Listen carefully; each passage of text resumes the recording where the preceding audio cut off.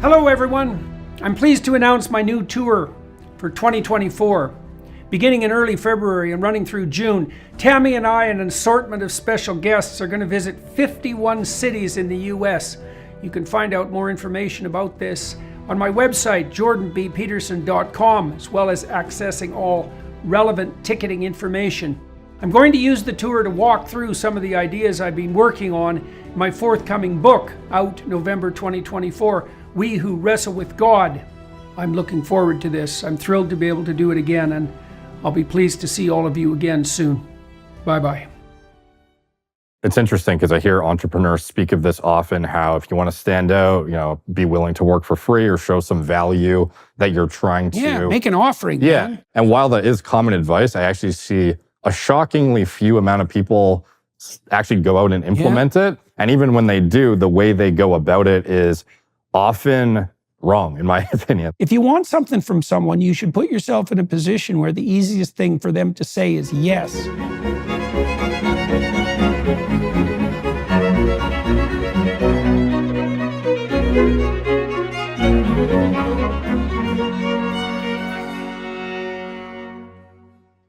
Hello, everybody. Today, I have the opportunity to speak with Derek, social media influencer, Canadian social media influencer. There are a few of us.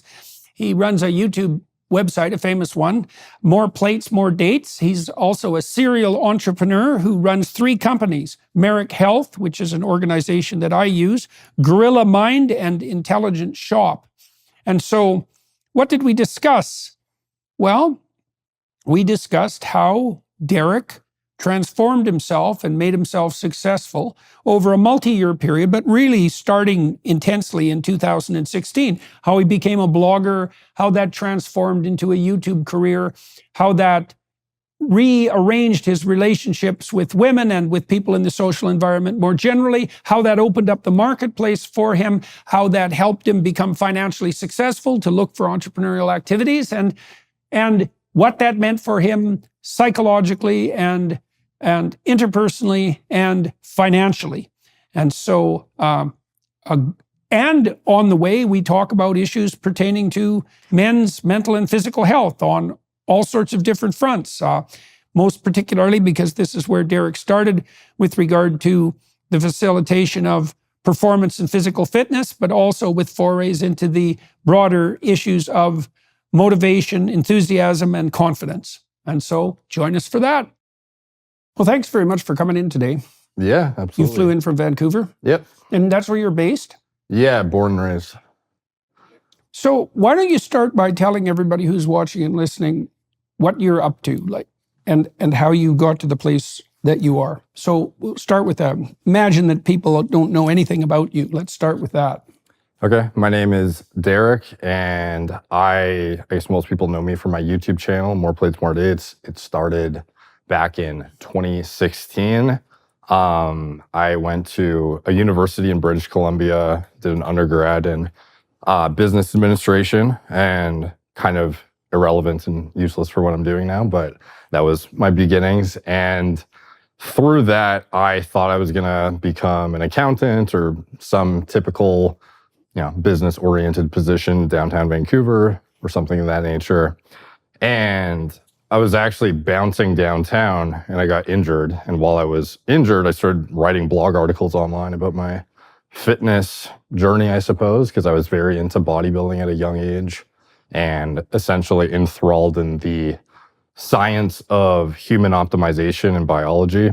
And through that, I had accumulated a decent amount of knowledge at that point that I felt useful enough to impart to whoever was interested in reading. And at the time, WordPress blogs were actually a fairly reasonable way of getting information out there. So I started writing on a blog, moreplatesmoredates.com. And it was essentially named after, at the time, in my early 20s, something that was catchy, memorable, encompassed what I felt my content oriented around at the time, self-improvement, fitness, etc. And as it went on, it sort of evolved into a pretty, it was snowballing in popularity, especially the YouTube channel, as I started to accumulate more viewers. And when did the channel start? March 2016. 2016. And how long after the blog? Long after you began the blog was that? So technically, I started the blog in March, I believe, and I probably waited about a month or two to publish my first YouTube video. Or it might have been a couple months before that. It's actually, I don't remember the exact date I did my first article. Okay, but they're pretty close together in time. Yeah, essentially I had somebody who was at the time, big name in the like manosphere, red pill community, who's like a self-improvement guy, tell me you should be publishing everywhere, which was good advice even at the time too. I said, okay. Who was that? His name was Victor Pride. It was like a fake pseudonym for what Victor his actual Pride. That's pretty good. All right. So he was pretty popular at the time, and he said, you should be publishing everywhere. Why aren't you? Why do you listen? Because he was successful and Yeah, but that doesn't answer the question, because lots of people are successful and they will tell people what to do or suggest it or offer an example, but that doesn't mean people listen. Yeah. Right. So okay, you recognized his success. He was a trusted authority in the niche that I was publishing in. So for me, the path forward, it seemed most reasonable to replicate a blueprint set by those that have shown it to be, whatever they did, a successful path themselves. Okay, so why do you think, so fair enough, that's a good answer. So and efficiency, because writing is just infinitely more time consuming than YouTube. Yeah. Right. Okay, so now you got good advice from someone who hypothetically knew what they were doing, but one of the things I've noticed that constitutes an impediment for people when they hope to progress is that they won't swallow evidence of their own stupidity and move, because to pay attention to something like that, you have to make allowance for the fact that you've actually run into someone who knows more than you do. And people will often offer lip service to that, but that doesn't mean they'll actually pay attention. So what do you think it was that made you sufficiently motivated to, now you said, there was an efficiency issue with YouTube. You were obviously interested in this topic, but you put everything into practice and relatively rapidly. So any internal obstacles to that, or were you just enthusiastic and gung-ho to go? And if you were, why were you? I suppose I had an inordinate amount of free time on my hands because of my injury at the time. Oh, yeah. So to me, it felt like I was doing myself a disservice by not publishing on every medium by which I could get the most eyeballs on it. And I had a sense of impending traffic bottleneck when it comes to blogging. So as we've seen more recently, anyone who essentially stayed on just written articles only has more or less been phased out of relevancy and is not able to get the same eyeballs they once did on there. Well, the online communication environment is very dynamic, and not only do you have to be good at it, but you also have to stay on the cutting edge. And the search engines are so manipulated that it's very difficult if you don't want to play the game as to how you even stay ranked for certain things. Right, definitely. Yes, and that's becoming more and more opaque, and that will continue to become more and more opaque, and invisible, until the people who are doing it won't even know what they're doing. Yeah, it's wild because Google, you would think with their super refined algorithms, would be able to at least identify with some semblance of accuracy what is the most credible sources of information. Yeah, right. But you will, at least what I was noticing even at the time, and this is still the case today, blogs that had, for example, domain ratings that were seen as high authority because they had backlinks from certain places that were also seen as high authority. You could instantly rank for terms that you were not an expert in, and you're basically lying to your audience. You could say whatever you wanted, as long as you had a couple backlinks from a .gov, a Wikipedia, a whatever. These things would prop you up so much. Yeah, and then people would buy these sites too, totally flip the content, and get ranked instantly for something they're selling you that is unethical, high ticket, whatever.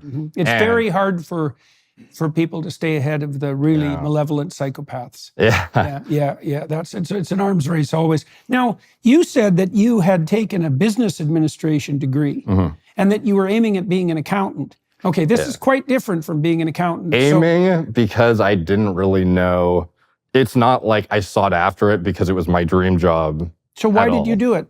It was just at the time what felt to be the most appropriate avenue, given I was quite unsure of what my path forward would be. I just knew business was likely the degree I see. that resonated with me the most. Okay, so you had some low resolution sense that you at least wanted to operate in a business environment.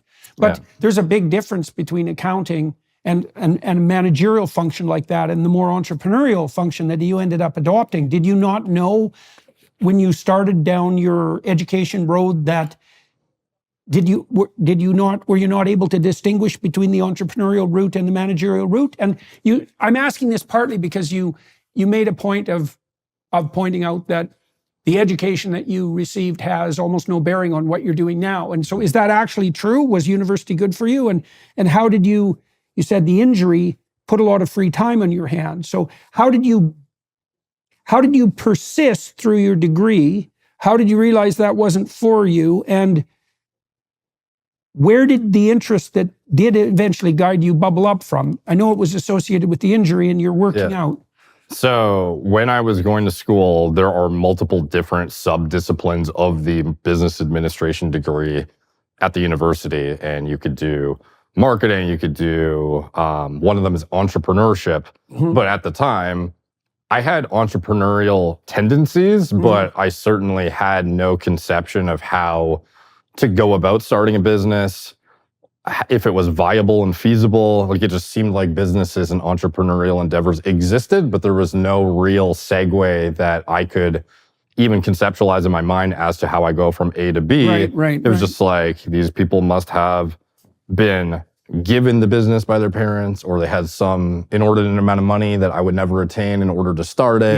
So I just never really even thought about it with any level of depth. So to me, on a surface level, I thought, okay, I'm going to go work downtown for some big company and be their accountant, or maybe specialize further and be a forensic accountant or So something. It was partly because there was a defined pathway. I work very well with concrete goals. So for me, if there's no clear path forward, it becomes very difficult to go step by step and actually check the boxes and get that, reassurance and reinforcement that what I'm doing is correct. And this is sort of why I resonated with the guy who told me about publishing online and all the different platforms, and also my current business partner, or one of them. He was a popular influencer, I guess, at the time, which back then, proportionally, it's actually not that long ago, but he had, I think, 40,000 subscribers on YouTube, and he was one of the go-to main sources of information for self-improvement and being able to speak articulately with women that you just met, and all these things that were highly like aspirational traits of somebody who's a teenager who is relatively unsuccessful in all areas of life, and I'm still getting into this and understanding what it takes to be like a high performing or like high value man, as they put it nowadays. So how did you stumble onto the realization that that's actually what you wanted? I mean, the title of your blog and your YouTube channel points to that. I mean, obviously More Dates has something to do with it, but like, do you have any idea when you made the decision that it was a pathway of success that you wanted to walk down? And I mean, you obviously went off to college, you went off to university to pursue that route. Do you remember where did you grow up? Vancouver, British Columbia. Did most of your friends go off to university? I would say about 50-50. Okay. Were you an ambitious teenager? Yes. In what way? I think this is pretty typical, but a lot of people have this underlying feeling that they're destined for more than what they are currently doing. And there's just something they're missing that is the missing piece to solving that equation to set them on the right path. And I always felt like that piece was missing in my life to really guide me forward on what I actually should be doing. Maybe that's not as common as I think, but I feel like a lot of people I think that's the voice that calls people out of the safety of their father's tent into the world, right? If you pay attention to it, that's the voice of adventure. That's what people used to call a calling, right? And it's a very strange thing, because a calling has it's like an independent spirit, because you have to act in cooperation with it. It's like an agreement. It's like a covenant. That's how it used to be described. That's how it's described biblically. Something calls to you, and you don't exactly get to pick what that is. Like, you can say no. You can avoid it, you can take a different path, but it isn't obvious to me at all that what interests us is within our control. And that's a very strange thing, right? Because it indicates that there's something like an autonomy that's operating in what calls us. You can think the same way about conscience. You know, things you do that you might want to do will still bother you. And you might think, well, if your conscience is you, then why can't you just tell it what to tell you and end of problem? And well, part of the answer is it wouldn't be much of a conscience if that was the case, but even more fundamentally, that points to the operation of something that's independent within your psychological landscape. So one of the things you see in traditional stories is the interplay of two things that guide people forward. There's calling, and so that's the voice that you just described. So in the story of Abraham, for example, the biblical story of Abraham, Abraham's about 75 when the story opens, and he's from a very wealthy and privileged background. And he has no reason to do anything because everything that he could have is already at his hand. And a voice comes to him and says, you have to leave all this. You have to go out into the world and have your adventure. You have to get beyond your infantile security and dependence, even if it's providing for you, you know, everything you might need out into the world. And he follows that voice and it leads him into all sorts of catastrophe. Like, it's not a story without its ups and downs after that. It's not an uphill trek towards ever increasing paradises, right? It's war and famine and starvation, or war and famine and betrayal and the necessity of sacrifice, all the things that are terrible about life. So that voice that you said, or that sense that you had when you were a kid, I think that's in every kid that hasn't had it thrashed out of them through one means or another, tyrannical father or over-intrusive mother. Those are the most common crushing elements, let's say. And then the other thing that you've pointed to, which is the desire to be attractive to women, that's a major motivator for men. And it's partly because the biggest predictor of male success on the mating front is socioeconomic success. And the reason for that seems to be that women are attempting in some ways to level the economic playing field, right? Because pregnancy, childbirth, all of that, childcare is very hard on them economically. And so they're looking for someone to split the load, let's say, or share the opportunity. That's a much more positive way of thinking about it. So I think that voice is common, although I think we're doing everything we can in our culture to squelch it. But it wasn't squelched in you. And then you said you didn't exactly know how to implement it, right? You went off to business school, and that wasn't exactly right. You had some sense that the right pathway forward, or the only pathway forward that you could see that was outlined, was more conventional, right? So that'd be university education and then and a job in a college. But then you got hurt. And that's interesting, right? Because that's kind of a catastrophe. And yet, in that catastrophe was an opportunity. And the catastrophe produced for you a lot of excess free time. That's a good deal if you can figure out how to use it. So how did you figure out what to do with that free time? And why did you turn to writing? Like, had you been a writer? Yeah, so fortunately, and this is partly why I think having a blueprint of sorts, at least for my, I don't know, the way I orient my goal setting and whatnot, was useful for me, is one of my current business partners, he was at the time one of the forefront influencers of the like manosphere whatever niche. And I followed his content pretty closely while I was in university. And he had an online forum where young guys would log their self-improvement journeys and whatnot and keep themselves accountable. And over time, he had kind of taken note of my knowledge and rigor in researching topics that I was very interested in, including but not limited to supplementation, human biology, performance enhancements, preventative medicine. And through that, I was afforded a business opportunity to actually work for him on the side as a blog writer / customer service / like all around, basically assistant for his current so you had a mentor company. There. Yeah, that's a big deal. And I had been getting like pseudo-mentored, I guess, through his content for years prior. Okay, so let's talk about his content. You you pointed to a few things. You said it was associated with the manosphere. We can talk about what that means as well. And that you were perusing the online forums and also tracking people's self-improvement journeys, and you found something compelling in that.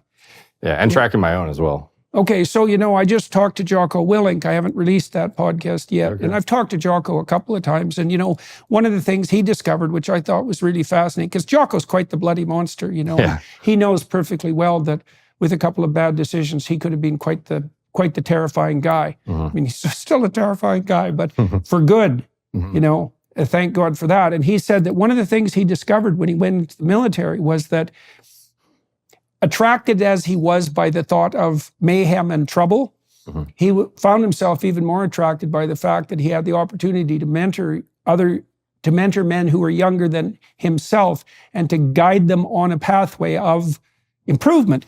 That same pathway that you said called to you when you were a teenager. And that was really, in part, what civilized him, right? Because he found something so compelling in that was more interesting than anything else he could manage. And one of the things I really loved about being a clinical psychologist, and I still am a clinical psychologist for now, yeah. and also being a professor, was that opportunity to guide my undergraduate students, my clients, my graduate students. There's something, I think what that is, it's a generalized manifestation of the instinct for fatherhood, right? It's something like that. And that's a very profound instinct.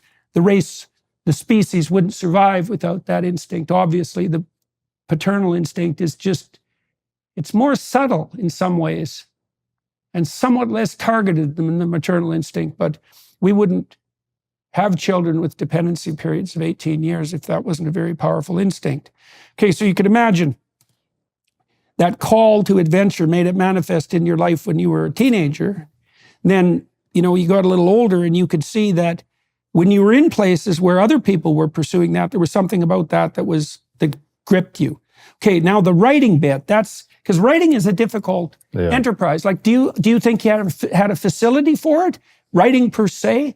Or do you think you were just so compelled by your interest in these things that we've been laying out that you were willing to learn to write to manage that? I suppose a hybrid of both. In hindsight, my writing was not as great as I thought it was at the time, but similar to, I think, any content creator, if you look at your first piece of content versus current, the way you present yourself is significantly different. Well, hopefully, if you've learned anything. Yeah. So back then, though, my business partner, Chris, who had written multiple articles and published videos, his primary way of funding his entrepreneurial endeavors at the time was through his blog articles he was writing and essentially recommending products that he already used. Using the internet without ExpressVPN is like leaving your keys in your car while you run into the gas station for a snack. On most occasions, you're probably fine. But what if you come back to see someone driving off with your car? Every time you connect to an unencrypted network in cafes, hotels, or airports, any hacker on the same network can gain access to your personal data. It doesn't take much technical knowledge to hack somebody. Just some cheap hardware is needed. Hackers can make up to $1,000 per person selling personal info on the dark web. I love how ExpressVPN creates a secure, encrypted tunnel between my device and the internet so that hackers can't steal my sensitive data. It'd take a hacker with a supercomputer over 1 billion years to get past ExpressVPN's encryption. All you need to do is fire up the app and click one button to get protected. Plus, it works on all devices, such as phones, laptops, tablets, and more, so you can stay secure on the go. Secure your online data today by visiting expressvpn.com/Jordan. That's expressvpn.com/Jordan, and you can get an extra 3 months free. expressvpn.com/Jordan. Okay, so you're writing, you're starting to write, and you're being mentored at the same time, and you're writing about topics that interest you. And you're weaving into that the economic opportunity that's associated with blogging. How is it that tell me how it is that you actually start writing? Like, imagine that a lot of the people are listening who are looking for something like a step-by-step pathway. It's difficult to discipline yourself to write. Mm-hmm. And the educational pathway that you picked wasn't necessarily writing intensive. So what psychological obstacles did you have to overcome to get yourself to sit down and write regularly? I remember when I started to write, one of the things that happened on a pretty regular basis was when I sat down, I would think, well, I have other things to do. This isn't a very good day for this. I don't really have anything to say. No one's going to pay any attention to this anyways. What the hell are you doing? That's about, and then those things would plague me for a fair bit. But then I found over time, if I just sat through that, the amount of time those ideas plagued me shrunk, even though the intensity didn't. And then eventually the intensity shrunk. And after a number of years of practicing, I could, unless I was tired, I could just sit down and get to it, right? Took a long time to organize myself to manage that. So those are typical impediments. Plus not knowing anything is also an impediment. So when you first started to write, tell me how you learned to write. Well, the way you write in WordPress blogs for SEO was not the same as English in university, for example. It was a lot different. So a lot of the writing was essentially keyword ridden, just verbiage that I would say to a friend in general about the same advice I'm imparting, but with keywords intertwined and subcategorization of them to be very reader friendly. So you were very conscious about the relationship between your writing and the probability that it would get distributed online. Yeah, the primary concerns for me at the time were similar to you. Is it a good use of time? Are people going to read it, etc.? Yeah. Fortunately, and this is where I think having good mentors comes into play, if it hadn't been for Chris having essentially built a successful path for somebody starting from scratch on a WordPress blog, I wouldn't have thought it would be a good use of time either that would actually lead anywhere significant. But I had seen the success he had with it, how many people he was able to reach, including myself, and influence my life so significantly that it really inspired me to do it as well, and figured, hey, I have as valuable of information in these certain disciplines of fitness, diet, nutrition, performance enhancement, preventative medicine, that it's useful and worthwhile to pursue. So I guess the main obstacles were technological savvy. Starting a WordPress blog, as easy as it is, sites aren't as visually friendly and user friendly for somebody to set up as they are now. Back then, they were quite intensive, where you'd just to move something around, you might need an actual developer to come in and code something just to put a specific header on your title page or something. It was brutal. So visually very unappealing, very primitive looking blogs, but the information was good. So okay. So let's concentrate on that. I mean, one of the things that's permanently and intractably annoying online are content mills. So you could imagine that, and this is the case whenever you're producing anything creative. There's a balance between the quality of the production and the necessity of communicating it, right? And you can have a very high quality production and get nowhere.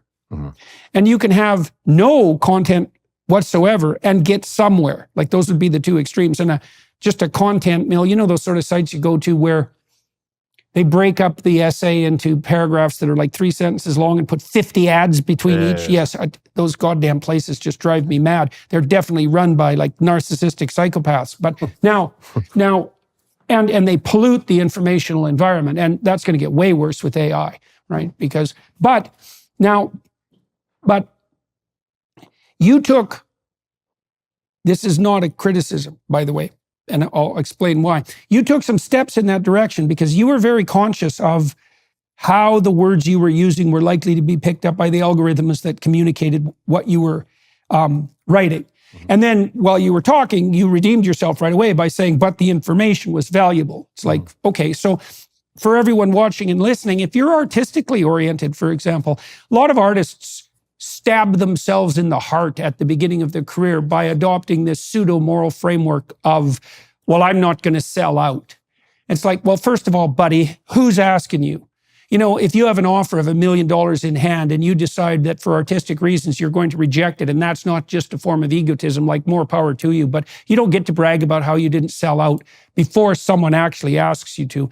And then the second thing is that's a stupid attitude anyways, because it shows a certain contempt for your audience, is that if you can't communicate about what you're doing in a manner that people find attractive and that's accessible, you might as well be alone in the dark for the rest of your life, because no one's going to know what you're doing. And so there is a balance. I watched the Elvis movie recently, which I really, really liked. And I thought it toyed with this problem extremely interesting, because you had Elvis, who obviously had content. I mean, he was quite the charismatic genius and revolutionary in his ability to meld the sounds of black music in the US with, you know, the emerging white rock and roll market. And then you have his promoter. And his promoter's, you know, a bit of a shady character. But the balance they struck was unbelievably effective, because Elvis had a stellar career, you know, and you could argue that his promoter took advantage of him. And I think at times likely did. But you can't argue with the overwhelming and revolutionary success of the entire endeavor. And so you've got this tight balance to maintain. You want to have integrity of content. But you can't sacrifice the willingness and ability to communicate. That has to be integrated. And I would say for the artistic types, especially that are listening, and for those who might be otherwise stymied by their own integrity, you should take the problem of how to optimize your content production and to communicate it. You should think about that as a creative problem in and of itself. Now, I haven't looked into search engine optimization and that sort of thing much personally. You don't want it. Yeah. Well, that doesn't mean that my staff hasn't. Okay. Right. And so we're very attuned to the necessity of staying on the cutting edge of the communication platforms. You can't have contempt for your audience. And if your respect for your audience is also aligned with your desire to broaden your influence and also to increase your financial opportunity, then that's a nice alignment of motivation, right? And there's nothing wrong with that if you get everything in its proper place.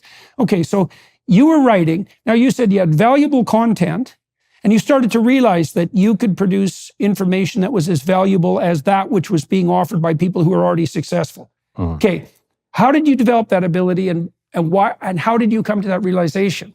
So I suppose one of my greatest assets is when I become interested in something, I become enthralled in it to where I want to learn as much as I can to be top 0.01% in knowledge in that specific discipline. So in those exact topics I was talking about, I was just so hyper interested in them that I was currently researching them heavily, but I'd also been previously for over half a decade, perhaps 7-8 years at that point. So for me, it felt like I had some sort of life experience that was worth actually writing about, and had been in the trenches and done certain things that were of value rather than just regurgitating. And they were genuine. Yeah. Right. Okay, so that's very cool, all of that. So we did a study with this program called self-authoring, a part of it called future authoring. It has people develop a vision for their life. So to do that, you think 5 years down the road and you imagine, like honestly, if you were taking care of yourself, what could your life be like if it was the way you would like it to be, right? And that's a vague and complex question. And so we also break it down for people. What would your intimate relationship look like? Friendships, business, educational opportunities. How would you take care of yourself mentally and physically? How would you use your free time, so-called free time, most productively? How might you serve other people, right? So more differentiated. Okay, so now we had students do this program for 90 minutes, no coaching, nothing. No one ever looked at what they wrote before they went off to university, and also when they were in university. If they completed that rather than a writing exercise of equivalent length, they were 50% less likely to drop out in the first year. 50%, right? Now, the biggest effect, this is where it's really cool. The biggest effect was in young men. And the biggest effect was in young men who had a not so stellar academic career. Right. So, and you might imagine that part of the reason they were underperforming, I mean, there's intellectual reasons for underperformance and there's reasons of discipline, but one of the reasons was they weren't They had no compelling reason to do anything. Mhm. Right. Now, I think it's a truism for men that they won't do a bloody thing until they find something that calls. Now, women, like, they're propelled along their developmental path by biological necessity in a way that men aren't. It's like, you better have your act together by 30 when you're a woman, because otherwise you're in trouble. When you're a man, you can monkey around till you're Abraham's age, like 75, and you're still not scraped off the planet, you know? Yeah. So, but you know, you said you hit a gold mine in some ways. And then what else you said that was cool was that, see, it was also dependent to some degree on your genuine knowledge, not just some abstract knowledge, as you'd already disciplined yourself in a variety of manners that you could describe, if I've got this right, that was helpful. So let's delve into that a little bit. So, okay, so now you've got business partners, you've got a plan to move forward, that's it, on the writing front, and then you start making YouTube videos. You've got some mentors. So these are good ways to start a business, right? Find someone who knows how to do it, and, you know, see if you can latch yourself onto them in some manner that's mutually productive, and learn, okay? And then you could dive into your own experience. Okay, so what did you know? How old were you when you started the blog? 23. Okay, so pretty young. So what did you know at that time that you felt was worth sharing that other people obviously appreciated? And how did you manage to build up that body of knowledge? In general, it was my transformation from being what I deemed to be essentially, you wouldn't even perceive that I exercise. When I was probably 16, 15 years old, I was a rail, like 138 pounds, had no muscle to speak of, one of the thinnest kids on my basketball team. How tall were you? 6'1". Oh yeah, that's about exactly the size I was when I started weightlifting, size and weight. Yeah. So pretty sad. How much could you bench press when you oh, started? not even the bar. Oh, that's worse than me. That's really sad, man. So I could manage 75 pounds, but it was a struggle. Nice. Yeah. So for me, I had gone from, you know, benching less than a girl to being able to do reasonable feats in the gym and be what would be considered to be a good physique to 99% of people, essentially, even in the fitness industry. And when did you start that? Probably around 17 years old. And how did that come about? Primarily through my friends who were all in the gym and making progress, and I was the only one who was only playing basketball and not in the gym. Right. So, and you were also on a basketball team, so you had that in on the athletic side. Yeah. See, I didn't play sports much when I was a kid, partly because I skipped a grade, so I was younger than my peers. And that put me at a disadvantage. So one of the things you see, for example, is NHL stars are way likely to be the oldest kids in their class. Like, being older, it's a huge advantage on the athletic front to be even a year older, and a huge disadvantage to be a year younger.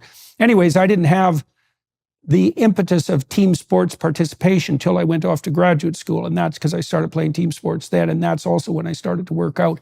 Okay, so you had, again, that's a good indication of the importance of your peer network and your mentoring group. You had people around you who were doing this, and you could see success on their side. So you went off to the gym. What was it like to go to the gym when you first started to go? Like the first couple of weeks, you're essentially a cripple because you're so sore. But this is like, it's when you have a virgin muscle as you work it out, and it feels like you've been destroyed. But after a while, you start to adapt, and you start to see the scale climbing, especially as a good positive reinforcement that you visually see. Even if in the mirror I'm not perceiving insane amounts of progress, I can see metrics of change on a numbers basis too that are representing progress, and clearly the strength numbers are changing because on a long-term basis. Yeah, so that's an advantage of weightlifting because it gives you those objective metrics very quickly. Because if you just go by the mirror, it's very easy to get discouraged because it takes years to go from what appears to be untrained to somebody who, oh, that guy is jacked. So for me, a lot of it was like positive peer pressure, I suppose, in that my friends were all doing it and I felt kind of like left out if I didn't. So I sort of... Weak and useless and isolated. Plus unattractive. So that's a bad combination. Just by association, I started to go and saw pretty fast results. And to me, that was enough to get, you know, bit by the iron bug is what they call it, where you're so, you become addicted to the results and maybe addicted is too strong of a phrase, but like you really enjoy the process. It's a habit anyways. And yeah. It's integrated into your life. Yeah. And so I had a really positive experience, and for me, it just consumed such a large part of my life, learning about it and educating myself to the extreme degree, even on the performance enhancement side, that it felt worthwhile to start writing about what I had learned to date. And perhaps at the time, like I think my knowledge now compared to then, it was a semblance then of it is now. But back then it felt still valuable enough and worthwhile. And I guess proportionally to the concentration of content online at that time was still like top whatever percent. Well, the thing is too, no matter where you are in your stage of development in relationship to a goal, there are people who are behind you, and so even if you don't know everything and you're still somewhat even simple-minded in your approach, that might be exactly what the people who are in even worse shape than you need to hear. Like I always knew it was often the case when I was lecturing as a professor that it was the easiest time for me to lecture was when I was just learning the material. Because by the time you get to be an expert at something, you forget what people don't know. Right. And then you speak. That's exactly right. Yeah. So the reason I'm highlighting that is because, people who are listening might think, well, I don't know anything. I mean, in regard to themselves, maybe in regard to me too. But that doesn't mean that the place you're currently standing isn't worth describing and sharing, because it could be extremely useful for people for whom you're in their zone of proximal development. So one of the things kids do that's very interesting, when kids mature, they'll often pick a friend that's slightly older than them, someone they look up to, but they tend to pick a person like that who is doing things they could conceivably do. So like a 3-year-old isn't going to hero worship like a 14-year-old because the gap is too great, but he might develop a tremendous admiration for the 4-year-old down the street, who's got a little bit more physical skill. It's in his zone of proximal development. And as a teacher, that's the zone you should inhabit. And that's a very wide zone depending on the people that you're interacting with. So it's reasonable to have some confidence in your own knowledge if you've actually come by it, honestly, let's say. That's likely a big component of what motivated me to pursue the whole thing to begin with too, is because Chris, similar to I, was kind of at the time, a bodybuilder meathead kind of guy who I deemed to be not outside the realm of my sphere of interest had what was a higher level of education at the time and success, but it was within like the proximal range of achievement for what I could conceive I could get to. And what he had accomplished was very impressive and something I wanted to achieve myself.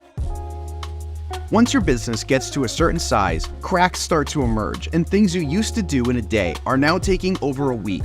If this is you, then you need to check out NetSuite. 37,000 businesses have upgraded to NetSuite by Oracle. NetSuite is the #1 cloud financial system, streamlining accounting, financial management, inventory, HR, and more. NetSuite turns 25 this year. That's 25 years of helping businesses do more with less. They can help you close your books in days, not weeks, and drive down costs. Because your business is one of a kind, you get a customized solution for all of your key performance indicators in one efficient system with one source of truth. NetSuite will help you manage risks, get reliable forecasts, and improve margins. I cannot stress enough that you will have everything you need to grow all in one place with NetSuite. Right now, download NetSuite's popular KPI checklist, designed to give you consistently excellent performance for absolutely free at netsuite.com/JBP. That's netsuite.com/JBP to get your own key performance indicator checklist. Again, that's netsuite.com/JBP. Right. So that's interesting in relationship to choice of mentor, right? Because you might want to think you want to work for the highest achieving guy in the world, but maybe you don't. Maybe you want to, right, exactly. If it's outside your atmosphere and you're working for some celebrity, you're never going to take, takeaways that are significantly relevant to your current state and time. So, and perhaps that was a big component as well, is I didn't really log like vlogging necessarily on YouTube, but people can absolutely see my development in real time as I publish content. So perhaps following my education along as I educated myself, similar to what you mentioned, was a big factor that So what did resonated. you have? Okay, so I'm thinking of this Acton Academy. It's a school that helps people develop their own self-motivation, let's say. And one of the exercises that the Acton Academy has, it's very young people do, like 12 years old, is identify a domain of business that they might be interested in pursuing, and then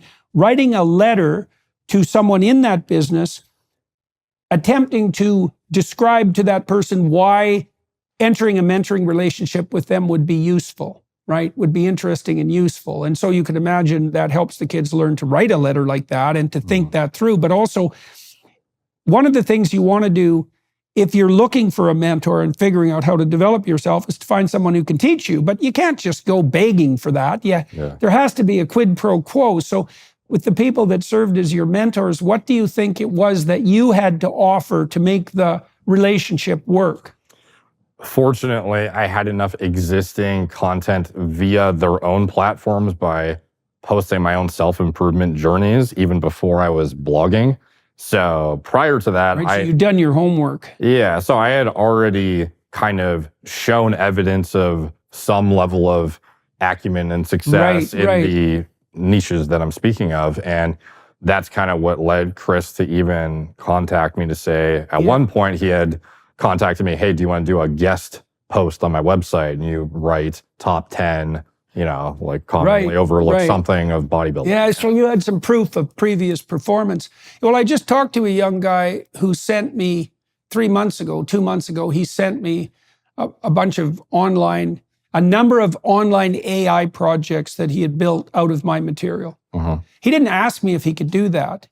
And he wanted some of my time, but what he came armed with was these projects. And so I thought, well, I might as well take a look at them. And when I looked at them, I thought, oh, okay, might be worth, half an hour talking to this kid. And so he had already positioned himself so he was a credible communicator, right? Someone I might be interested in having a chat with. And so, it's very useful to understand how it is you can position yourself so that, because if you want something from someone, you should put yourself in a position where the easiest thing for them to say is yes. Yeah. Right. Yeah. And I often see, it's interesting because I hear entrepreneurs speak of this often, how if you want to stand out, be willing to work for free or show some value that you're trying to make an offering. Give something of value to the person, that don't just try and take or ask for time or anything like that. And while that is common advice, I actually see a shockingly few amount of people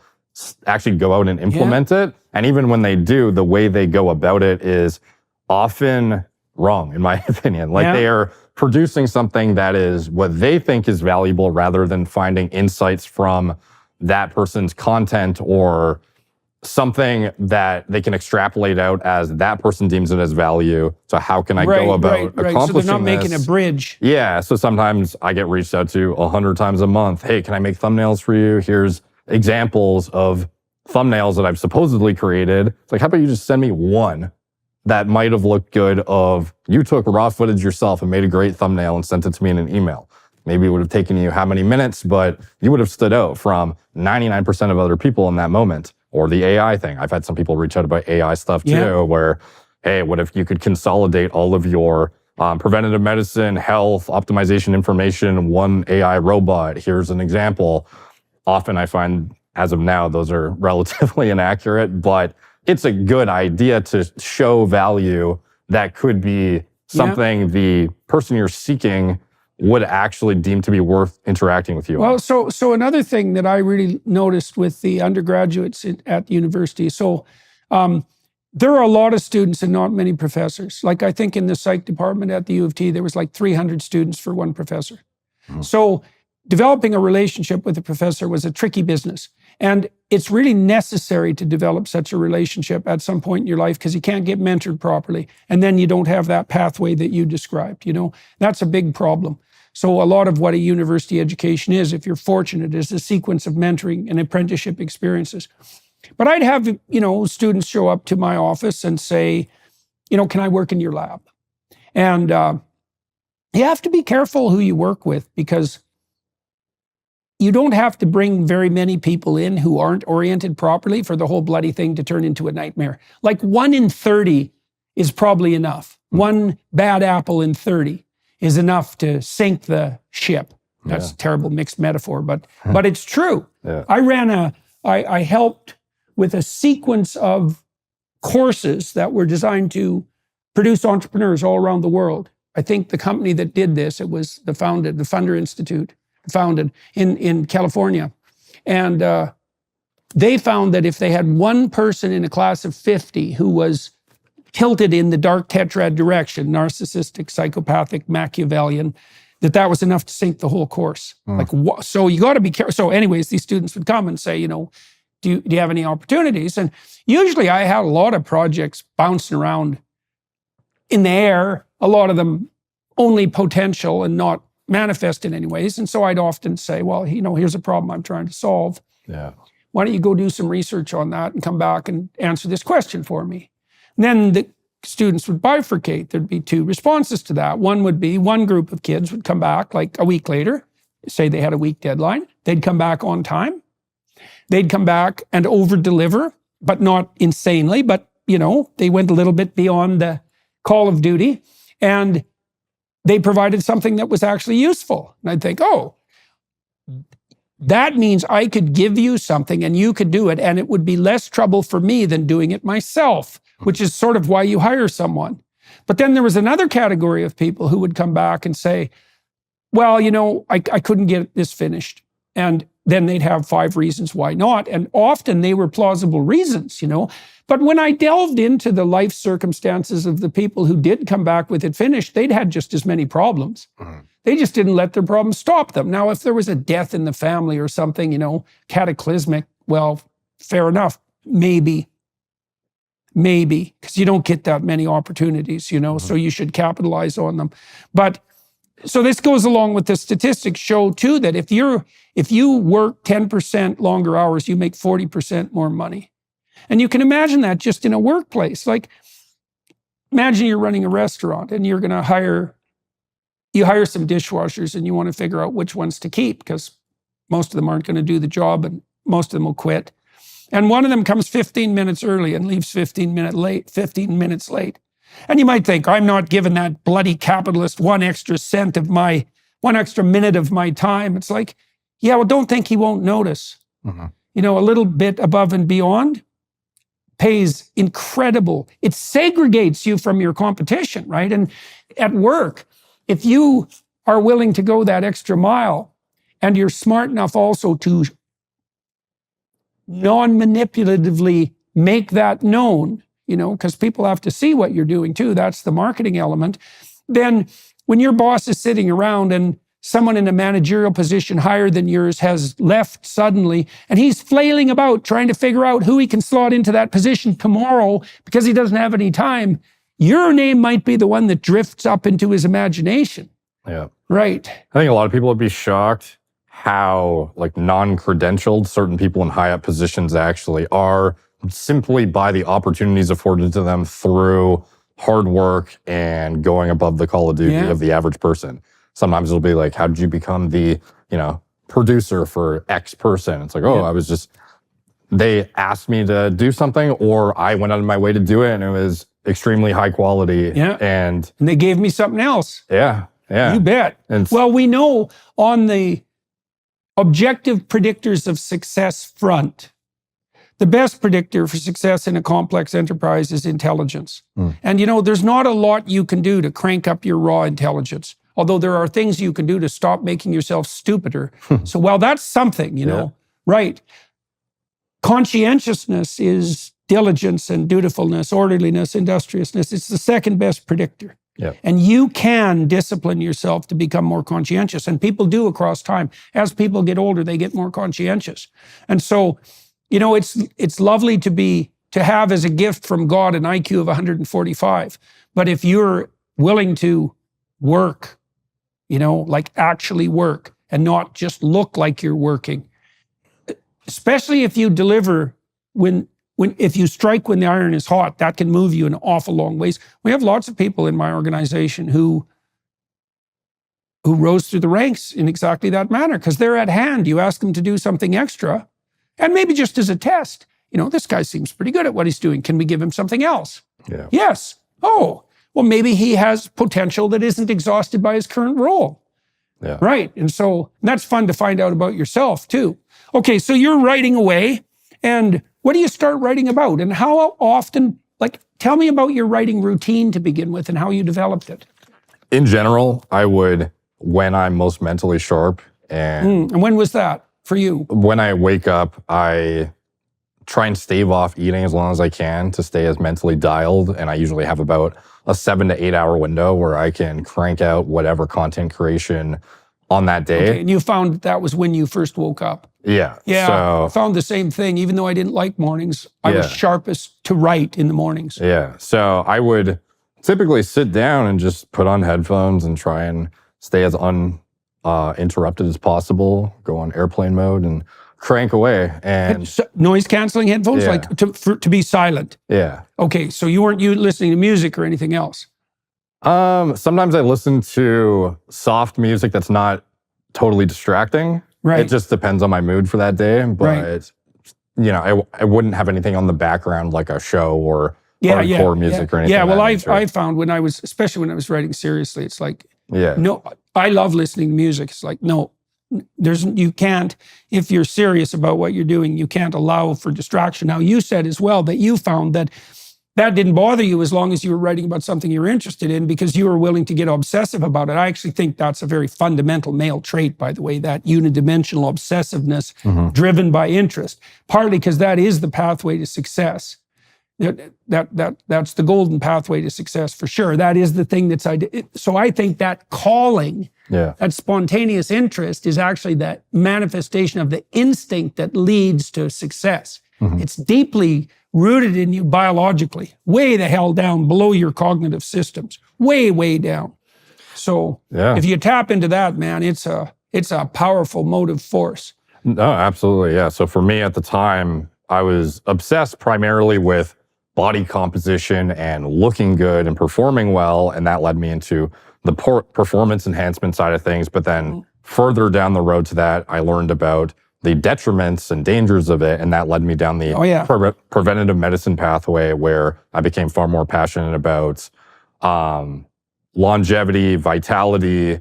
And it led me to my primary business endeavors at this point, which is Merrick Health, my preventative medicine platform.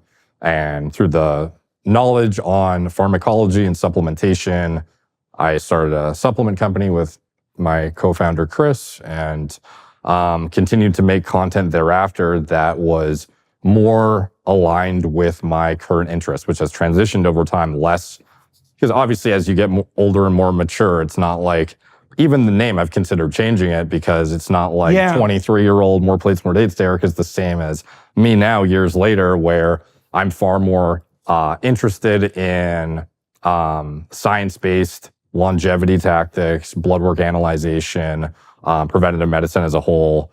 And my content is less oriented to, picking up tricks. Okay. So let's think about that too here, because, one of the things you said was that when you went to university, you had a vague sense that business was your thing, right? It's a very low resolution representation, but that doesn't mean it was wrong. It just meant that it wasn't finely honed, right? It still pulled you in the right direction. Okay, so when you're 23 and you're writing about more plates, more dates, I mean, you have a compelling interest right at hand, which is your developing interest in women and being attractive to women. And so that would go along with looking good. And then that would, you can see how that would segue into a deeper interest in something like performance, right? Because it's like, well, what does it mean to look good? Well, that can be flashy and surface, but people will figure that out pretty damn quick if they have any sense, right? And so there has to be something deeper under that. And that could be something like, well, health and performance, because it really is the case that the truest form of looking good that's sexually attractive is actually associated with optimized health. So for example, the markers that we find attractive in the opposite sex, say, and vice versa, are markers of biological health. So waist to hip ratio in women, 0.68 is optimized for fertility, right? And so symmetry which is a very important determinant of physical attractiveness. Symmetry is an indication of untrammeled neurological and physiological development. So if you're symmetrical, it indicates that you haven't encountered pathogens or impediments in your developmental pathway that twisted and hurt you in some way that would be more than merely skin deep. Right now, I'm not saying that everybody who isn't symmetrical, has their underlying problems. I'm saying that if you're looking for a quick and dirty marker of something like biological integrity, symmetry is a great one. Butterflies, this is so cool. You know how beautiful butterflies are. They've worked on that a long time. They can detect a deviation from symmetry in a potential mating partner of 1 part in a million. Wow. Right, and they're butterflies. Like, how they do that is just, like, it's just a miracle that they can do that. I have no idea how that's even possible, but the results are at hand, right? Because a lot of the beauty in butterflies is a consequence of sexual selection. I saw this really cool butterfly at one point, just a picture of it. When it closed its wings, it was a leaf, and completely identical to a leaf. And when it opened it, it was beautiful like a butterfly is. And so the natural selection had tuned it to look like a leaf, and the sexual selection had tuned it to be spectacularly beautiful. And natural selection, or sexual selection, which is the selection of mates by at least somewhat conscious agents, it's a major force that governs evolution. And our sense of beauty is a consequence of sexual selection. So now you can imagine that as a young man, the way that instinct to self-development, the self-development that best produces survival and reproductive fitness over the long run, makes itself manifest as the desire to be attractive to women, right? And then the women become the judge of performance.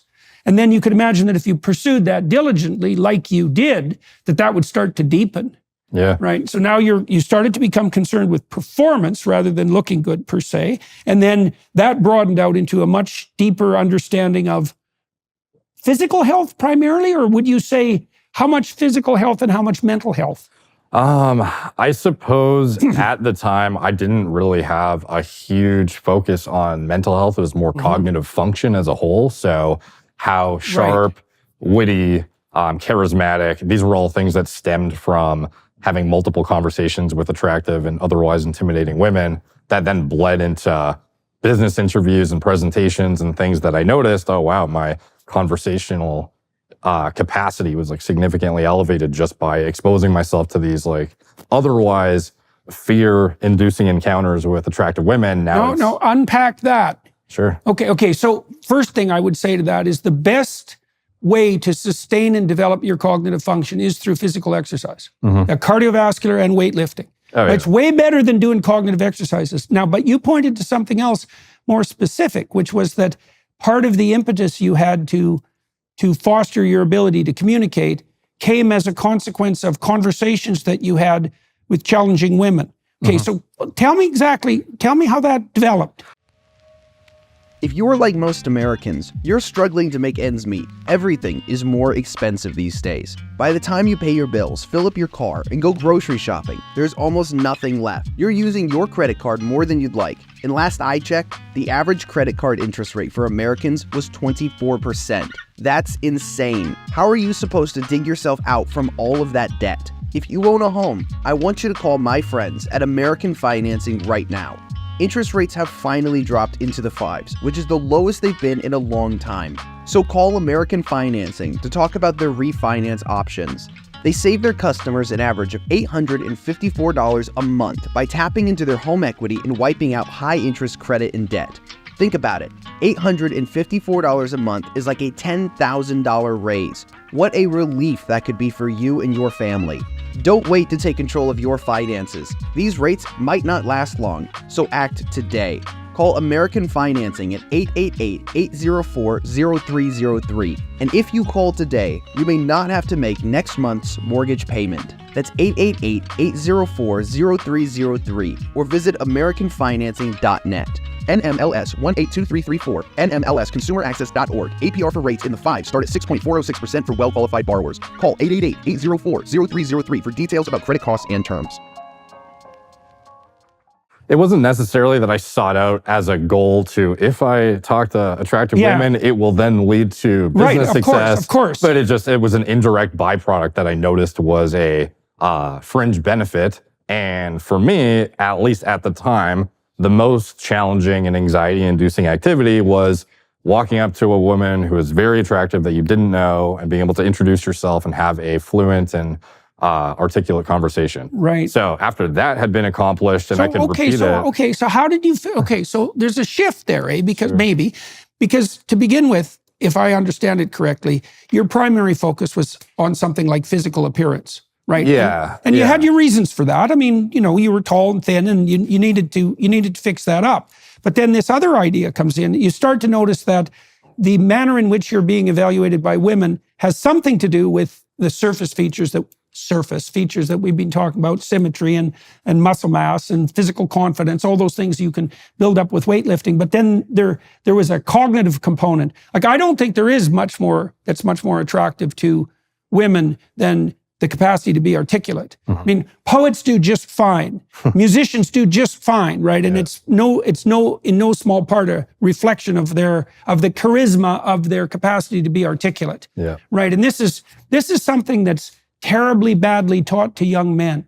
If at all. Right. Well, it's never taught to them. Like, it's so appalling, because if you took a group of 13-year-old guys and you sat them down and said, you're kind of useless and hideous.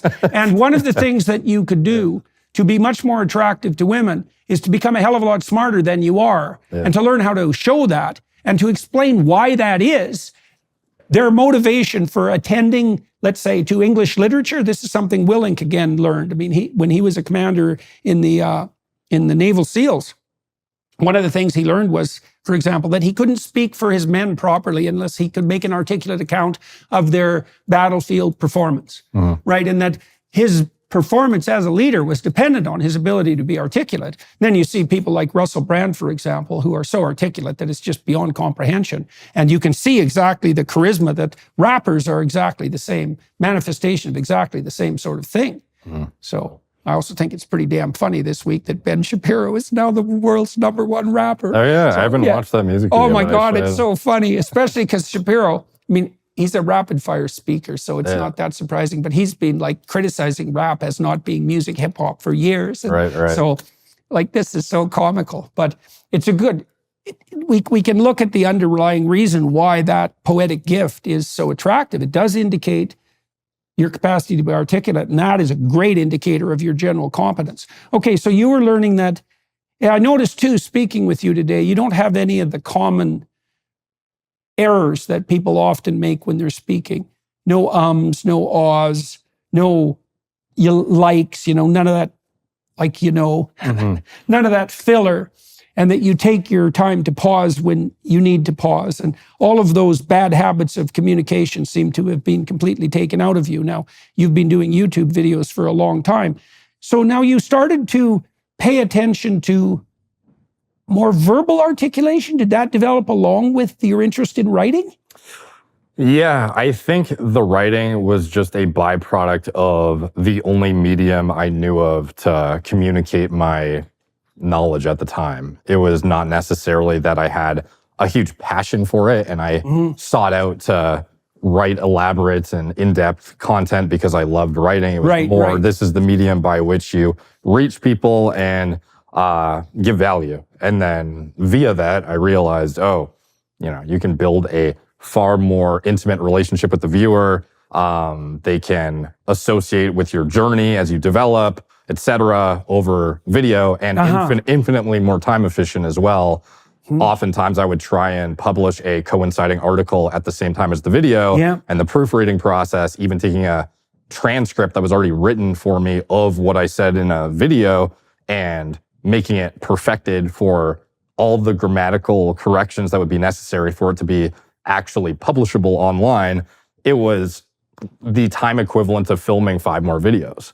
I just eventually, and this is, I think my last article was years ago at this point, stopped writing and went full time to video. Okay, so what did the writing do to you or for you to facilitate that transition? Because one of the important qualities of writing is the formalization of your thought, the formalization of the manner in which you express yourself, right? The ability to reflect on what you're thinking, because writing allows you to do that because it's externalized. So I've turned to video to a large degree as well, although I still write. And the reason I write is because I don't think there's any deeper form of thinking than writing. And so what did the writing do for you that enabled you to make the transition into YouTube? I think just putting on paper, so to speak, even though it's online, the thoughts I had that were recognized as valuable by people listening, subscribing to my mailing list. Yeah. That to me gave me the reinforcement that pursuing content creation in general was worthwhile. Right. And you could identify what your market was interested in too, right? So you have a dialogue going with them. Yeah. Oftentimes when people make videos, they're very scatterbrained, not guided in what they're even trying to say. And at least with writing, it's a very, very meticulous process by which you ensure your work is perfected before it goes out. Whereas with video, while you can edit it and chop it up, at the end of the day, if you're not an articulate speaker, it's not going to come across the same way as written articulate format. and focused. Yeah. So one of the things I do before I go on stage is I have the questions I'm trying to address in mind. That's the aim. It's like, so there's a problem. The problem is manifest in the question. Here's something I would like to know about that I don't know about. And then I can aggregate stories around that to try to investigate that problem. And I can share that with the viewer. And that gets me a fair ways because now I'm thinking through this problem. And it's really fun if this happens properly, because if the lecture goes spectacularly well, I can weave together all these disparate stories and it'll come to a point that actually addresses the problem. And I can use that as a punchline. And if it's good, I can do that near the end of the lecture, right? It lands, pull all these things together. It's like telling a very complex joke that actually has a punchline. But it is akin to writing. So people out there who are listening, if you want to write or you want to speak, you need a problem in mind, and your product, that essay or that lecture, needs to circle around that issue at hand.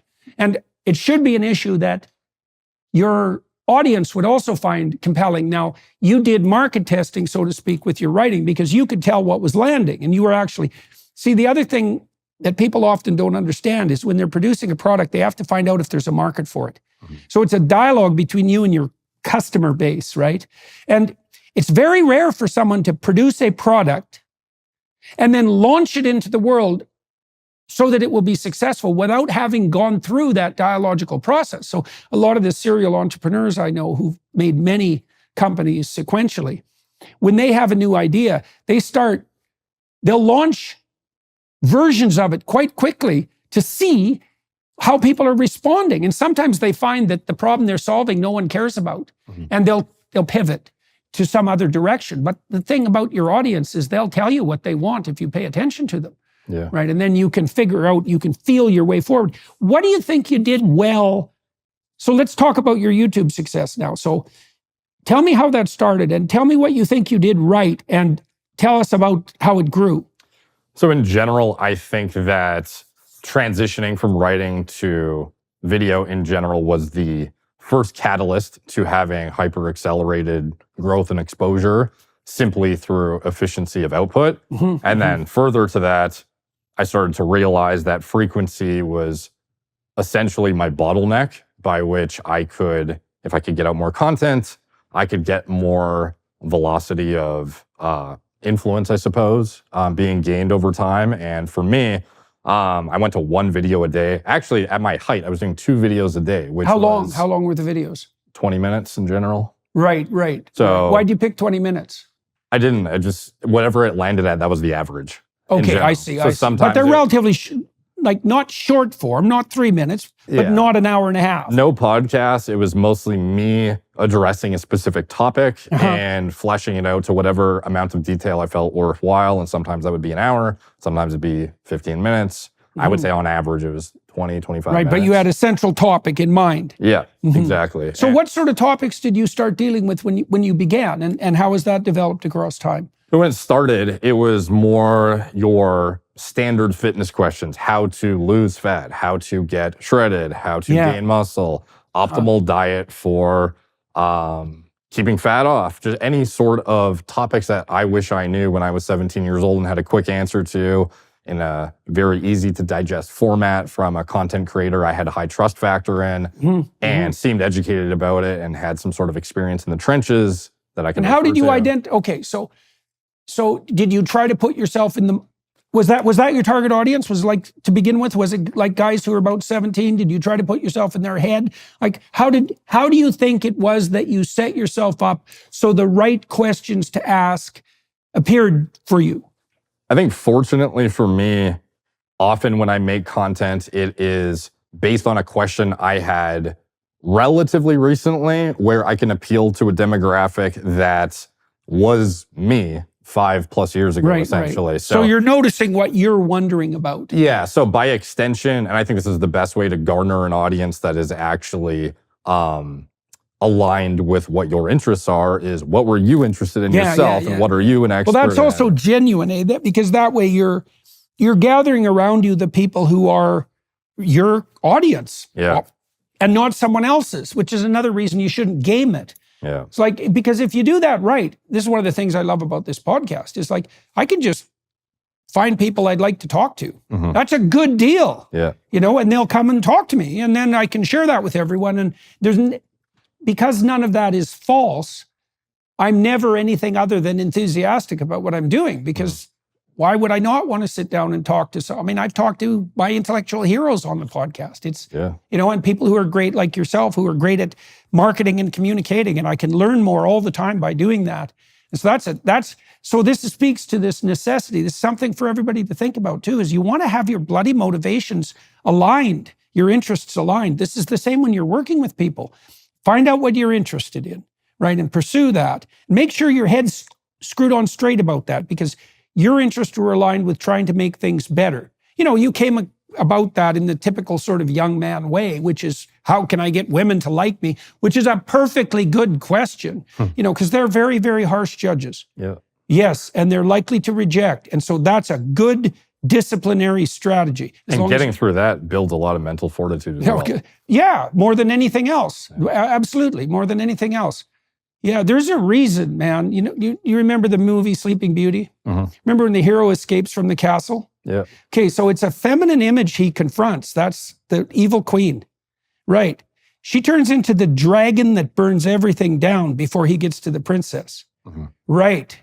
Well, there's a reason that story echoes. It's because if you want to awaken the sleeping princess, you better let the dragon burn off everything stupid about you.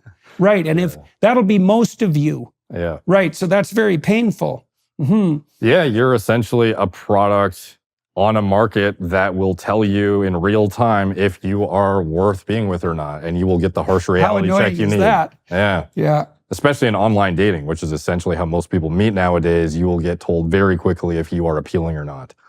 Right. So, right. Well, and you either pornography. Yeah, you either deal with the realities of the situation, or you swear off women, become an incel, whatever it is. But that's not a good pathway. No, there's a lot of resentment and bitterness and murderous rage under that particular decision. Yeah. Right. Okay, so now you're making on average 20-minute videos, and you're concentrating on the things that you notice you were wondering about, but also that might appeal to the younger people that you're trying to pull along, let's say, or encourage. That's a better way of thinking about it. And so how does that broaden across time? Now you have Merrick Health and you have a supplement company. Tell me how the work that you were doing in YouTube, where that led you in terms of the deepening of your interest, and how that made itself manifest in the entrepreneurial and business world. So complementary to self-improvement and optimization, you'll end up down rabbit holes of what can I do to enhance cognitive performance? What can I do to optimize my hormones? What can I do to offset neurodegeneration, prevent aging, stay youthful, vital, strong, build muscle? Like all of these things are intertwined. Yeah, and all those are infinitely deep rabbit holes. Yeah, so transitioning from just cosmetically, how do I be as appealing as possible, to also how do I perform well, feel great, actually be healthy, etc. It all is, it felt like a natural progression, going from the more superficial to the more actual integrated focus. So for me, I got a cool story about that. Do tell. All right, so it's one of the most famous stories in the world. It's Moses' encounter with the burning bush. Okay, so he's just wandering around along his pathway. He's just a young guy. He's a shepherd at this point. He's got 2 wives. He's doing all right on that front. He's got a good relationship with his father-in-law. There's nothing special about him. He's left his home and he's being a shepherd. And in those days, that was no joke because you were out on your own, taking care of yourself, guarding over these things that were pretty fragile. And there were lions. So like you're a tough dude if you were a shepherd. Low status, but a contender. All right, so now he's near Mount Sinai, which is the place essentially where heaven and earth meet. That's the symbolic landscape. And he sees something out of the corner of his eye. It glimmers at him and gleams and attracts him. And so he goes off the beaten path to investigate. And it's this burning bush. And what a burning bush is, it's something that's alive, because a tree is a very good representation of life itself in its branching complexity, right? Which is why we have trees of say phylogenetic derivation, evolutionary speaking, and trees of relationship. And a tree is something that branches, and it's obviously also something that's alive. This is it's burning life. Well, you could think about that as life at its most extreme, because you are on fire. I mean, we're metabolic agents, right? I mean, we burn to live. And so life is a form of, a burning bush is a living flame. That's a good way of thinking about it. And this is what attracts you, is the essence of the living flame. So Moses goes to look, what is this? And then he gets closer and closer to it, right? Which is what you're doing, by the way, when you go from, this superficial attraction into the depths, the rabbit holes, let's say. He gets closer and closer to this source of this energy, right? And so at one point, he notices he's starting to tread on sacred ground. That's how close he is. He's way down in the depths. He takes off his shoes. That's an indication of humility. And he keeps pursuing. And what happens is the voice of God itself speaks to him, right? The essence of being, and transforms him. That's what turns him into a leader, the leader that can stand up against tyranny and slavery. And so the message of that's despite his inadequacies, because Moses' objection right away, he says, well, I'm inarticulate. I can't speak well. And God basically says, well, that's your problem. You should do something about that by whatever means necessary, because this is what you're called upon to do. And so the idea there, it's such a cool idea, which is why this is such a great story, is that if you pay attention, things will call to you.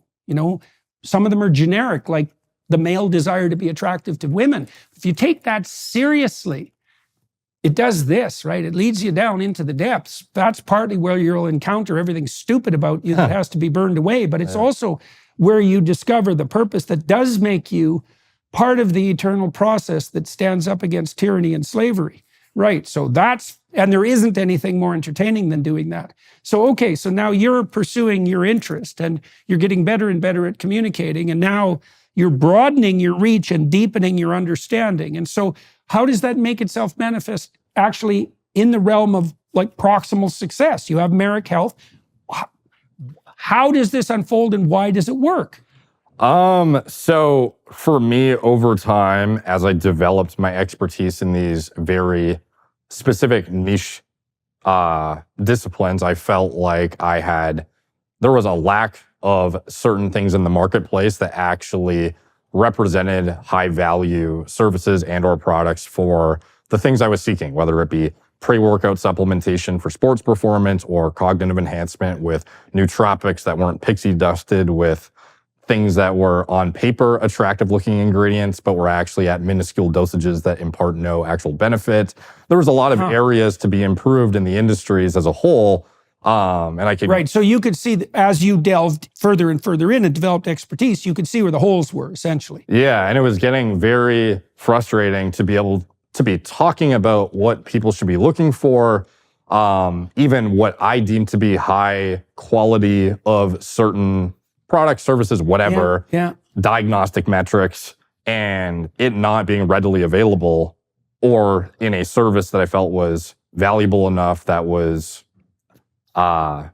something that had people that actually cared behind it and were continuing to educate themselves on the forefront of the cutting edge. Right, so it was something real, in other words. So for me, being somebody who's creating content about this every single day and communicating with elevating levels of expertise in these different fields and being associated by proximity to certain like expert minds in these industries, it was just a no-brainer for me to pursue what I felt hyper passionate about bringing the highest level of service to. And also was frustrated with not having the access myself. Being a Canadian, for example, with blood work, essentially impossible to get anything if you're not literally dying sometimes. So I would, and even then, even then it's like, it's absolutely, you're imagining your erectile dysfunction, or they don't even, the concept of TRT was something back then, testosterone replacement therapy, that was unfathomable for a primary care, like a family doctor or somebody to be even discussing with you, let alone let you get a blood test for, or anything if you were under the age of, I don't know. So why did you become confident in your developing knowledge? I mean, you're not an MD, you don't have a background in biology. You came at it from the gym, let's say, and from business administration, and so why is it that you had faith in your progress, and does your lack of formal qualification in that regard disturb you? Like, how do you know that you're not peddling snake oil? How do you know that you're not a charlatan, say? I mean, it's not like the health field isn't full of charlatans. So you speak with enthusiasm and conviction about what you're doing, but how do you protect yourself against the potential for error?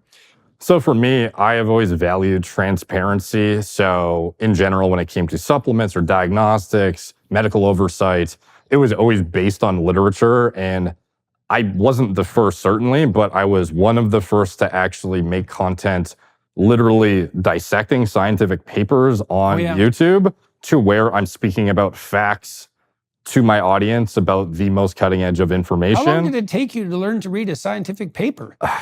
That's actually very hard. Yeah, years. And also just, again, being enthralled in it, at some point you go above and beyond the scope of what have your gym bros told you? What have you read in online forums? What have you, and as you go up the grapevine, so to speak, of quality of information, you end up in actual scientific literature published by credentialed people. And by extension... And then you learn how to evaluate it, which also takes years. Yeah, and by extension, I suppose a lot of my content, because I had such a specific overlap with different areas of discipline, like hair loss prevention, performance enhancement, hormone optimization, diagnostic analysis.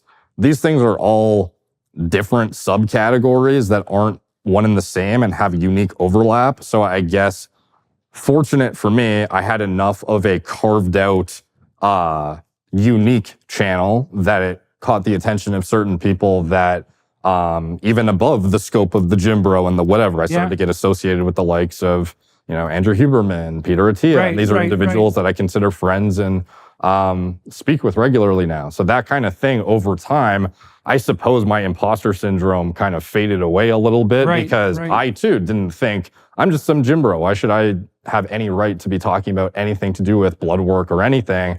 And I would often be hesitant to I don't necessarily make medical recommendations ever, but I will point to guided encouragement to seek out certain things that I deem to be worthwhile for myself or my family or what have you. So it's never about trying to play doctor. It's more about, here's the literature, here's how I've educated myself, here's the scope of influence that has created and assimilated my knowledge basis to where this is what Right, and you can trust yourself to some degree because you've defined your pursuits carefully. I mean, one of the threads that weaves through everything we've talked about is the fact that you are actually interested in learning about how to be healthier and better multidimensionally, and that's genuine. And then you're also interested in helping other people do that, and that's genuine. And so that actually sets the framework within which you can evaluate, say, scientific literature. I mean, if a scientist is evaluating his own data set and his goal is to advance his career, every single statistic that he produces will be a lie. Yeah. Right, because he's bending his vision to serve his narcissism. Right, and so you have to have your vision clear to begin with if you're gonna pursue the truth in a manner that's positive. Yeah. Right. And you can see, I mean, I can see by talking to you that there's a real consistency in the way that you address all these themes. And that consistency, I mean, we could boil it down to some degree, you can boil it down to self-interest, right? I mean, which is okay. I'm not complaining about that. It's that, well, no one's going to quibble with your desire when you were a young man to be attractive to women. It's like, yeah, obviously. And then the story of how that deepened, that's perfectly plausible. And you do have skin in the game, because if you go find out stupid things about how people can be healthy, then you're going to like sink your own boat, which seems like a stupid proposition. So where are you at? Tell people about Merrick Health now and where you're at with that, and then also about the supplement company. Yeah. By the way, I don't know if this is something you'd be willing to speak to, but I'd love to hear your experience working with Merrick Health. Michaela and you have used our services for a while now. Yeah.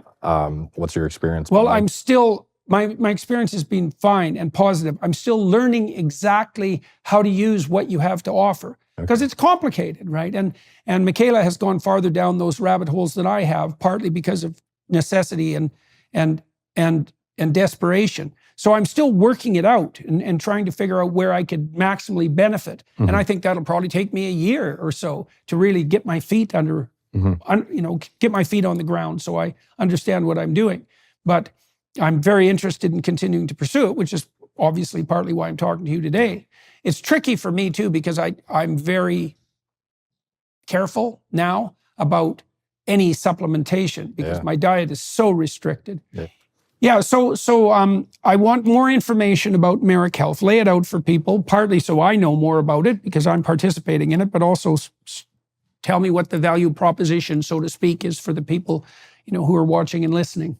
Yeah, so over time, I just found it incredibly difficult to get medical oversight for myself and my family that reflected the most cutting edge literature and was preventative. Oftentimes you will, especially in Canada, my experience and many others is you go to a doctor, even if you're trying to be, and when I say preventative, I mean trying to avoid the onset of disease rather than waiting for you to be in a... Stay healthy rather than be cured. Exactly. And I understand there's political stuff associated with that, and the costs, it being free and all of these things might reflect a lower... Free except for the dying part. So in general, even the access via your own autonomy to be able to pay for it was limited in Canada to a point that it was so frustrating that I was finding myself driving over the border to go buy myself lab work from US-based companies. And then even of those US, because this doctors in Canada would literally tell me no, even when I asked to pay for blood work with cash, which was wild to me. Wow. So I would make... There's the cost of free. The cost of free is that no matter how much money you have, you can't buy the thing. Yeah, even your physical presence is such a burden on the system, apparently. Yeah, well, that's what I think. The hospitals would work a hell of a lot better if there were a lot fewer patients in them. And that's where all the incentives are aligned toward. Not good. So for me, I would pay out of pocket to a diagnostic company in the States, drive over the border, pretend I was, I had like a US billing address to be able to utilize their service, and I would get diagnostics and then interpret them myself, because as a Canadian, no doctor would, at least of the ones I could find, would look at it, take it seriously, and care, because they would tell me, oh, you're 24 years old. Why are you even looking at this stuff? This is a waste of time. Get out of my office. And then even of the things I wanted to look at, oftentimes it was things that they will not take seriously until it is a problem. So for me, that isn't the approach I want to take. I don't want to be having my parents in, assisted living homes and whatnot when they're older, and me being there at an age that is just unjustifiable when they could otherwise avoid the onset of disease. Also for myself, performing at a high level, it's all very important to me. So finding out this information was of critical importance for not just health purposes, but also performance and the overlap of avoiding the onset of any of these things to begin with.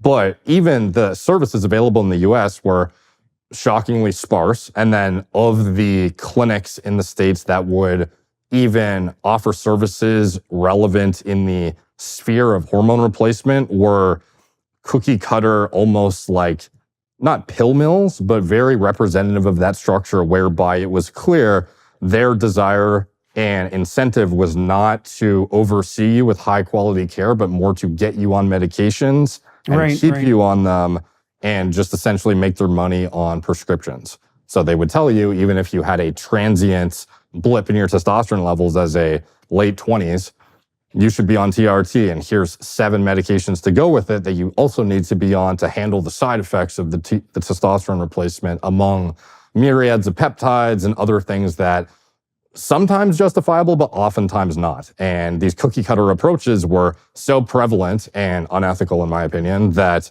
it motivated me to seek out like an entrepreneurial, like for me, that was a lot of my motivation to start this company to begin with. How long ago did you start Merrick Health? I think it is coming on 3 years now. Oh yeah. And so what scale of enterprise is it now?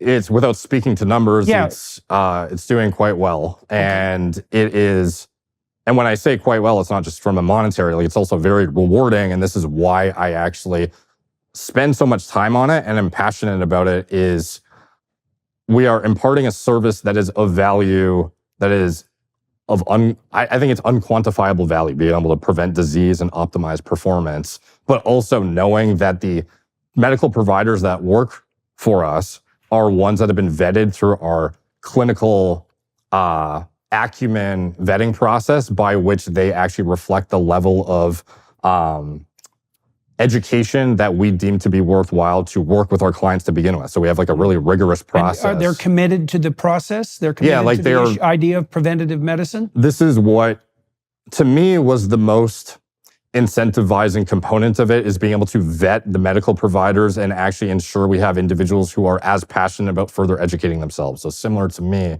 where I would read on updated literature, stay up to date with anything to do with endocrinology, hormone optimization, performance, vitality, offsetting, neuro. Right, so that's their now, so is that now the fundamental focus of the medical professionals that you are, allied with, that you've hired? Like, what is your relationship with the physicians? Some of them have specialties. Like we have an advisory board, and some of them are, cardiologist specialties. Some are this, some are that, some are more broad spectrum. We have a foot doctor as well. Some of these individuals, though, many, if they make it into our company to begin with, are individuals who have shown the discipline to and actual enthusiasm to stay educated and continue past the point of becoming medically credentialed to actually work with patients. What's your what's the financial arrangement with them? How are the medical professionals allied with your company?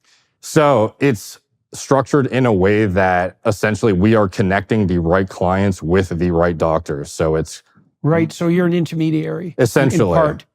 So it's not like I'm not playing doctor. Certainly not the case. It's we're finding doctors that reflect what I believe to be, and our team has vetted to be, the highest level of applicant that is staying up to date.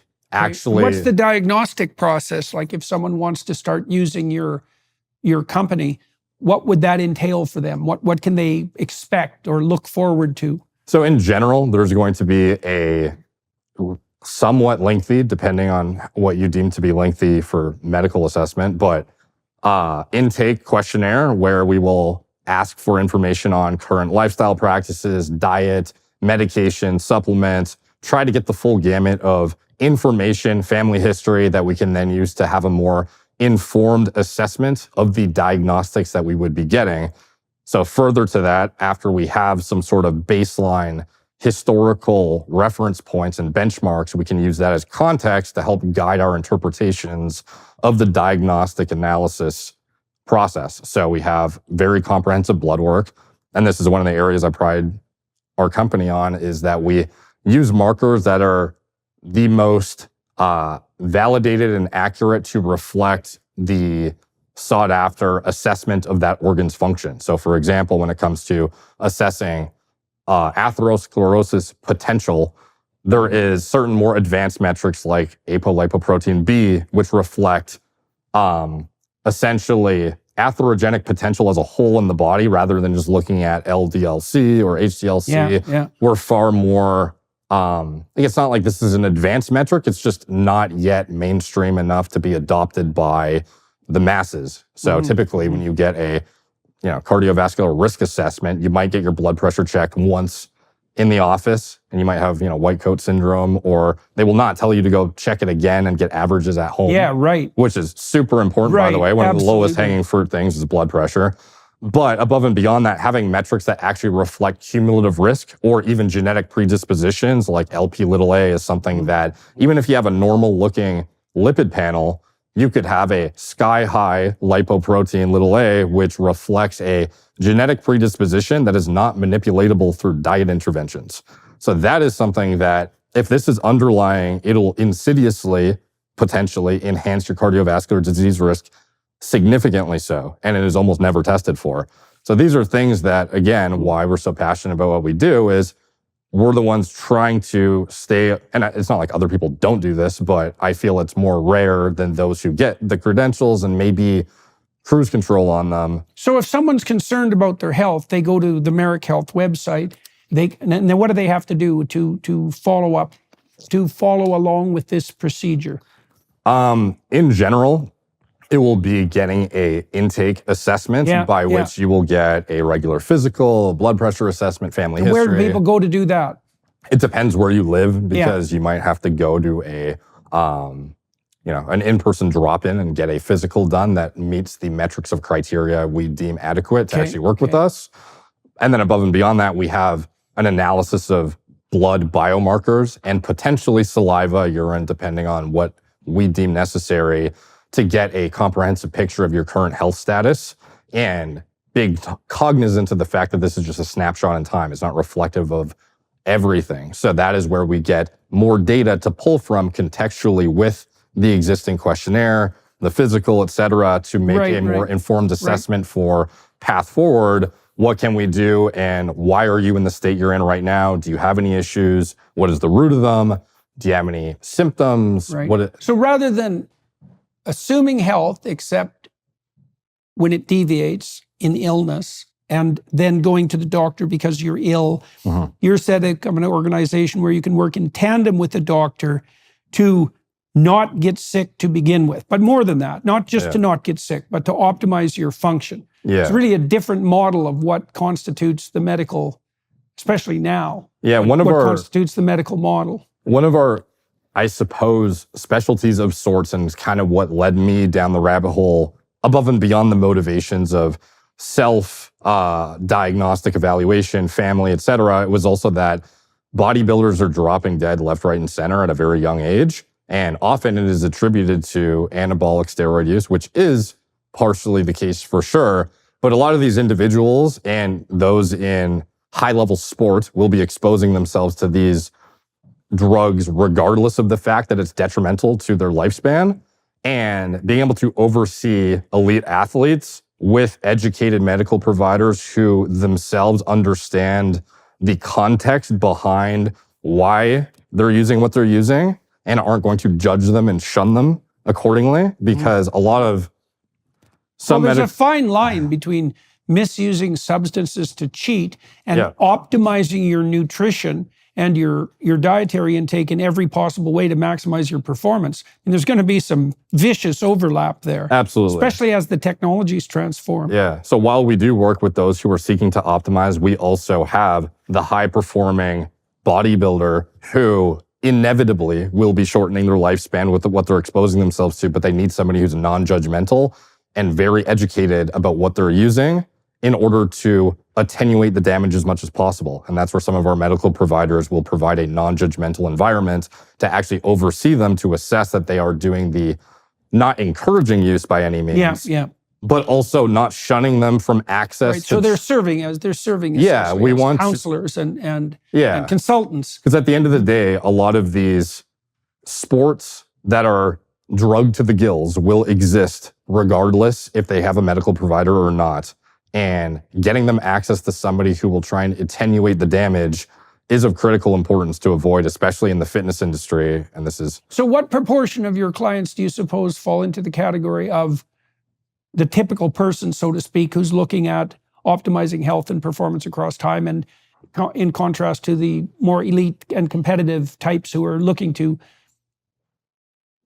compete and to compete in a manner that allows them to win, let's say, but also to sustain that across time. Yeah. And by the way, to clarify, we're not condoning cheating. This is in sports Yes, where no, it's I not know. tested. So in general, the majority of our clients are still those who are seeking to optimize and enhance quality of life, vitality, lifespan, all metrics of health and performance, and are the layman who is seeking just a high-level medical provider who understands the cutting-edge information, stays on top of it. The elite athlete is more of a minority. Okay. All but Well, that makes sense because Yeah. they're rare. Okay, so maybe we'll close with this question. So this has been 7 years really since you've been diving into this. That's not very long, right? And so that's a lot of transformation in a short period of time. So now if you're looking 5 years down the road, let's say,